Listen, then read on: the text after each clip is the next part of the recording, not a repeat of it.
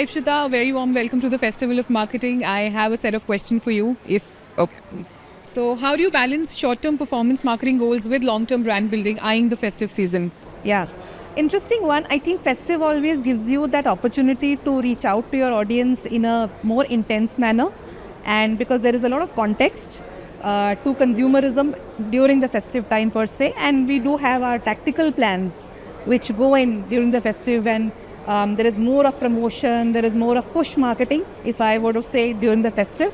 Long term is always brand building, and that's agnostic of whether you are in festive or non-festive.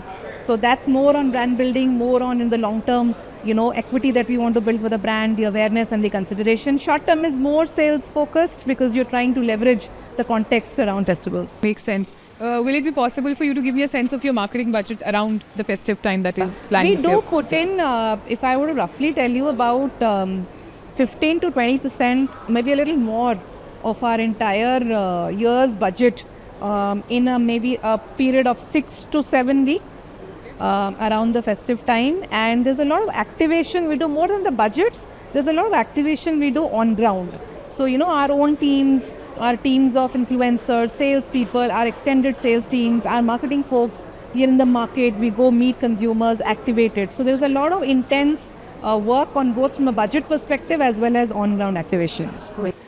What innovative strategies should marketers employ to cut through the noise during peak advertising periods such as the festive time? Yeah, I think that's always a challenge because it's a time when everybody is super active, right? So either you outshout, and that's a function of your budget, or you have a brilliant idea, which is, literally a breakthrough, and that may not need the kind of budgets to amplify it.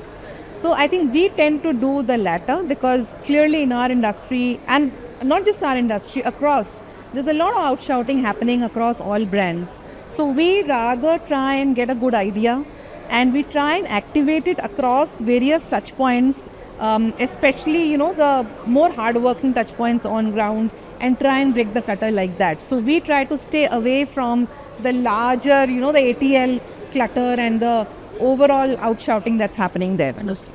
So brands, as we see, are blurring the lines between entertainment and marketing today for consumers to catch their attention. Your thoughts on it? Yeah, I think there's always a fine line. I think I always feel that any good marketing content has to be engaging. And for it to be engaging, it has to be entertaining.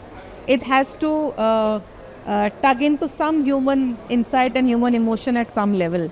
So, and I think with the proliferation of OTT and with the whole digitalization that's happening, I think the brand content and the entertainment content is very seamlessly merging, which I think is a very interesting trend. And we as a brand are also trying to leverage that, because we know we can reach out to this audience who's constantly on their phones and they are consuming a lot of interesting content. So how can we merge our brand within that instead of looking at it as just a pure advertising platform? Thank you so much for your time, Ipshita. Thank you. Appreciate all the it. best.